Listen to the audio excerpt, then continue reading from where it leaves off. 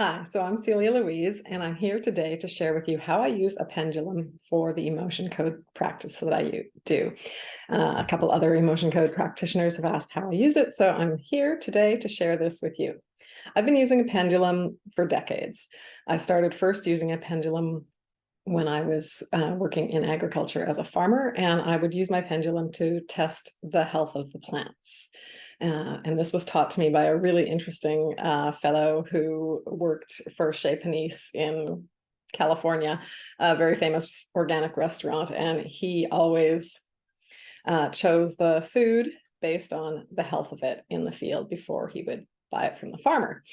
And then I worked in Indonesia, and we would use a pendulum to determine how much water would come out of the ground in a well if we were digging a well. So back in the day, that was how I got started. So my pendulum answers me very quickly because I've been using it so long.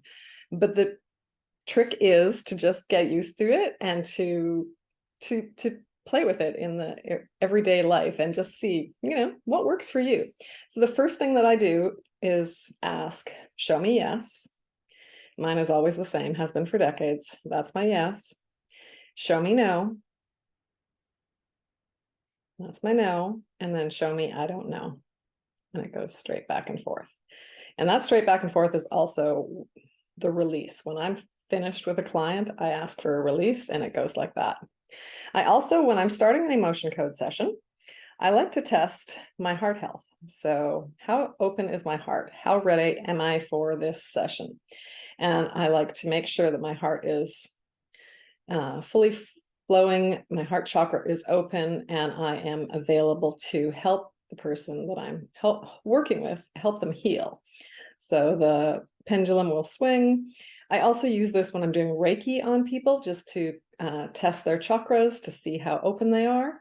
And it's also a bit of a healing modality. So you can hold it over a chakra and you can help to increase the energy spinning in the chakra.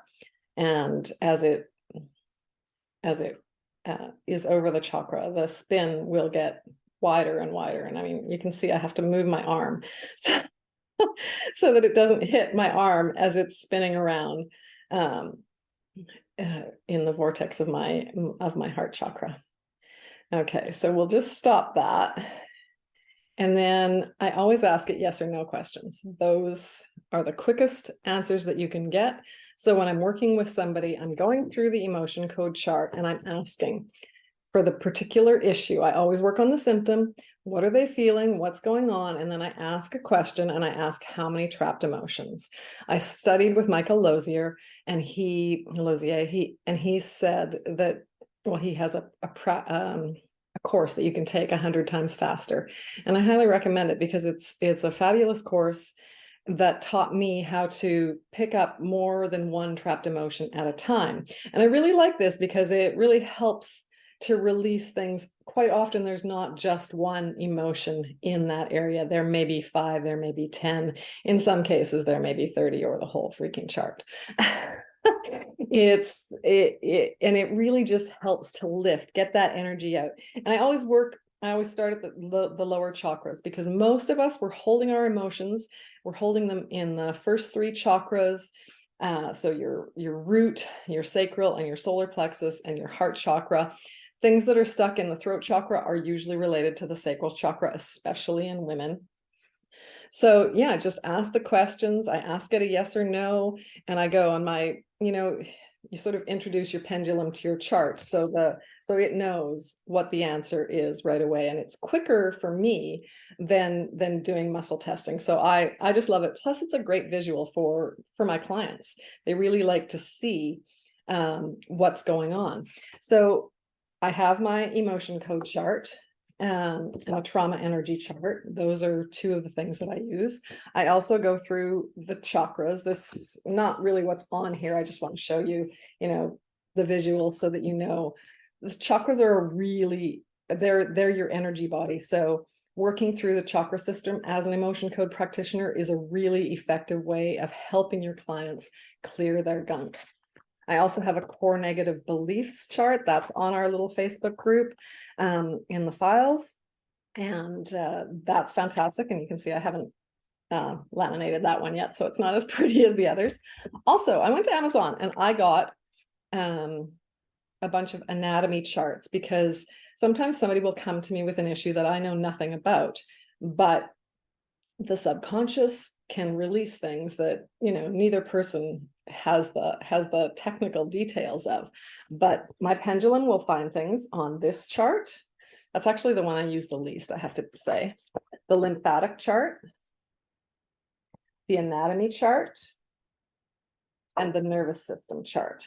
And really what I do is I take my pendulum and I just go over, I can't pronounce half of these things, and it will spin if there's an area in the person's body that I need to clear an emotion in. And it's really, really useful. Two other things, just while I'm here with you. I love the Healing Questions Guide by Wendy Jensen, and The Secret Language of Your Body by Ina Siegel. Those are great to help people if you've got people coming with real health issues. I really more dive into the emotional side of things. That's my specialty, is working with people to bring them back to their inner joy. So I work people through their lower chakras, and that's where all the gunk is, and that's really where you do the most of the emotion code clearing. And then once we get to the heart and you remove the heart walls and start to expand the energy there, and then we're working in really high frequency fields in the throat and the third eye and the crown chakra. So you're really helping them elevate. So you're getting them unstuck, expanding their energy, and then elevating their energy. It's such a beautiful process. And I really hope this helps. But yeah, just getting back to the pendulum before I close off here, just again, ask it. Show me yes. Show me no. Show me I don't know. And that reminds me, when I see I don't know, if I'm asking a question, I will go from the emotion code chart to the trauma chart, because quite often there will be a trauma. And when you take the trauma out, it's like a blanket on a bunch of trapped emotions, and it will then lead you to the trapped emotions as well. So, you know, the more we can do for our clients, the happier they leave us. So I hope this helps. If you have any questions, put them below and I'll be happy to answer. Thanks for paying attention, and good luck with your practice. This is a beautiful practice to help people live their best life and find their inner joy.